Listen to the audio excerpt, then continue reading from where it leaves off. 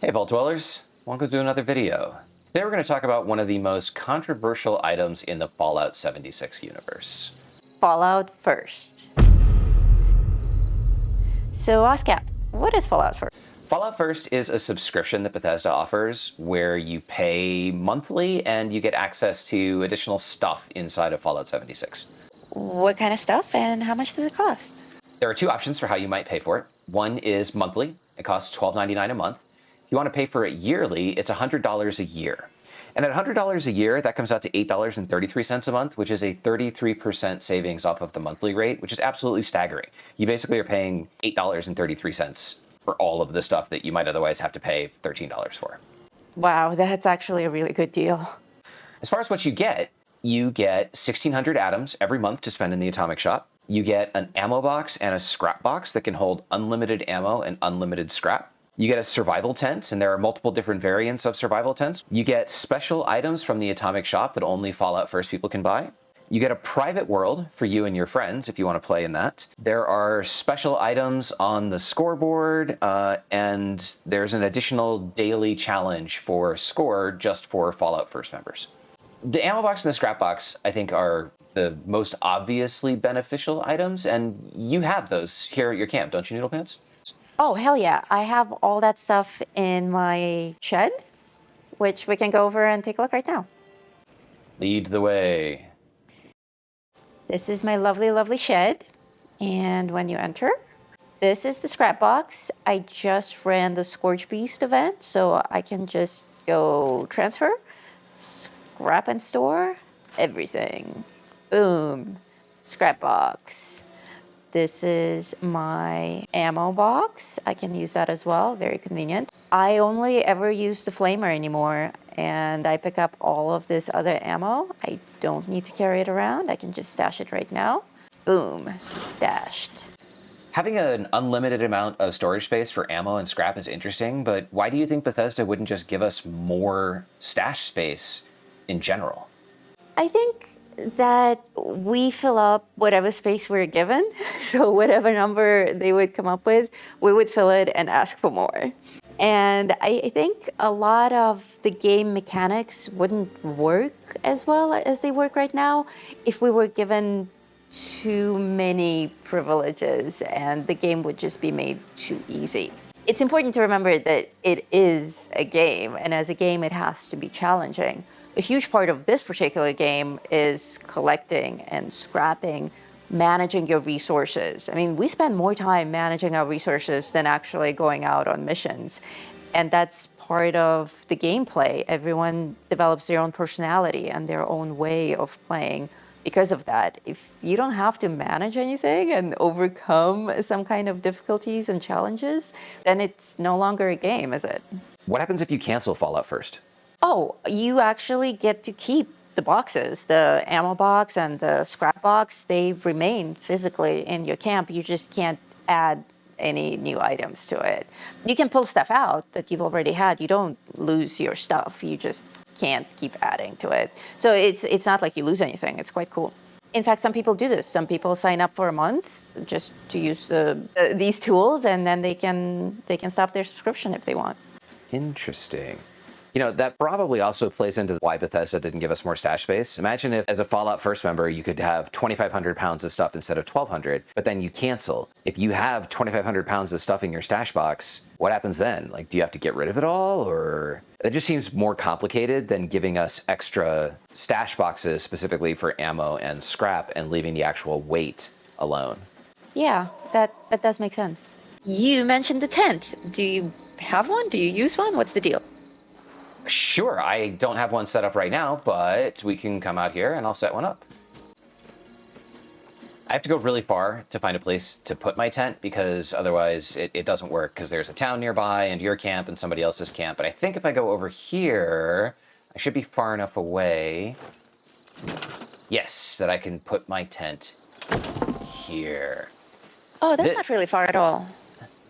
Well, it's a little weird because it's like in the middle of nowhere. But that's the cool thing about a survival tent is you can put it up anywhere you want. This one is the Enclave survival tent, so it has everything. Survival tents will have some combination of an ammo storage box, a scrap box, and a stash box. They'll pretty much always have a stash box. They might have a scrap box, or they might have an ammo box, or they might have both. They will also have a cooking station and some type of workbench. This one has a weapons workbench.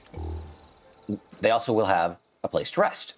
So with this, you can do all of the things that you need to do without having to go into a town or a train station, or like if you run an event, you can finish out the event and stash all of your stuff. Or if you're in the event and you need more ammo, you can jump down into your tent and pull ammo out.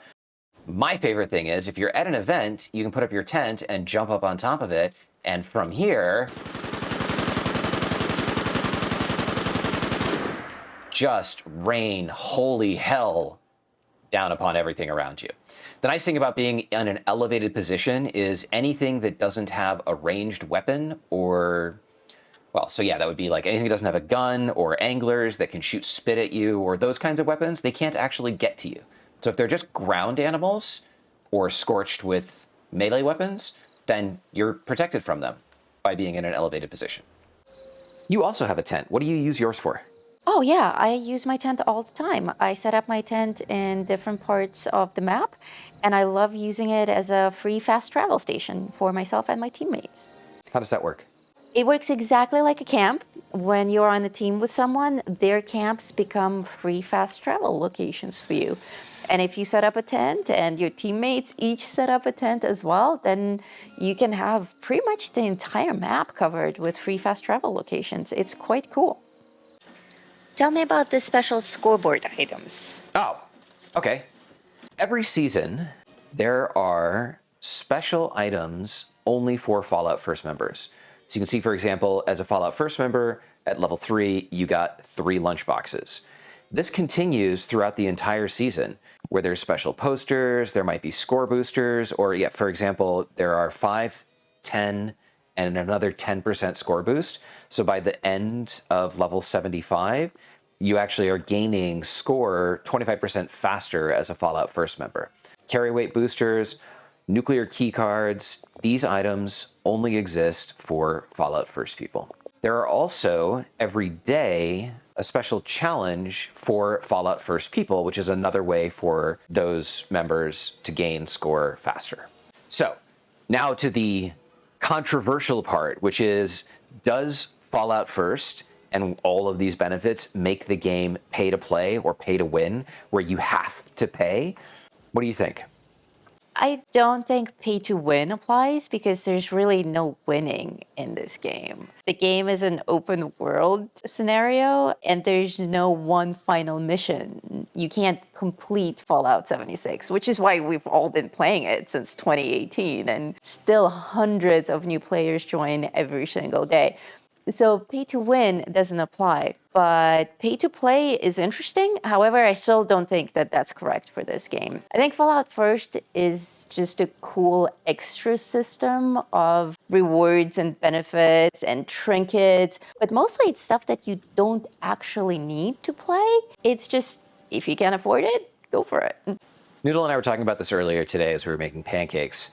And she pointed out that a game like Hearthstone is very, very difficult to win without paying for extra cards and card packs and things like that. She played Hearthstone and she got really mad at it because she was just getting destroyed by people who were buying the things that they needed to win.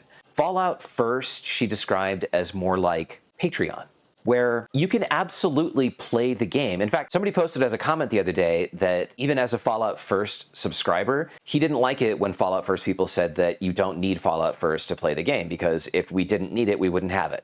And I totally disagree with that statement.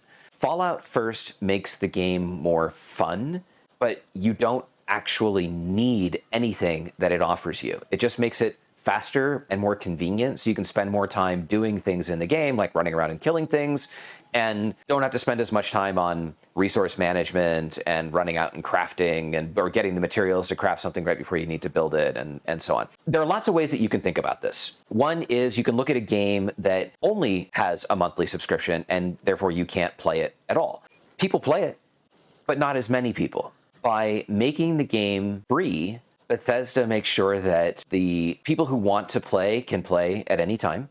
And in fact, it almost makes it like Fallout First members support the game, because, from a marketing perspective, people value the things that they pay for more than things that they get for free. If the game was free forever, people would play it and then put it down and come back a couple months later, and there'd be a good chance that when you go and join a world, there's nobody in it, and you're just running around alone. And that makes it really hard for new players to join the game, and really hard for people to play it on a daily basis.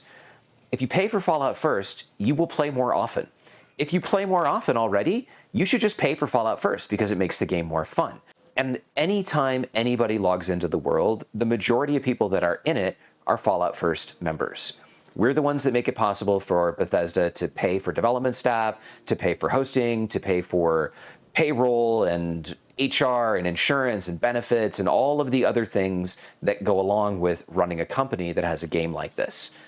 It's not bad that they give you the option to pay. It's actually good, and I think that they reward you handsomely for contributing. I agree. The benefits that you get from this extra thing called Fallout First are huge for those of us who are into that kind of stuff and who play a lot. For instance, one of the things that I find very beneficial is the option to log in into a private world. And for me, that's very specifically related to filming. If you follow this channel at all and you watch my camp builds, I take my camp building very seriously. And I submit them to competitions and I make little short films about it. And I like to be able to spend my 3 or 4 hours of filming without having other players run into my camp and interact with it. So having a private world to film in is an extra benefit. Could I do it without it? Absolutely.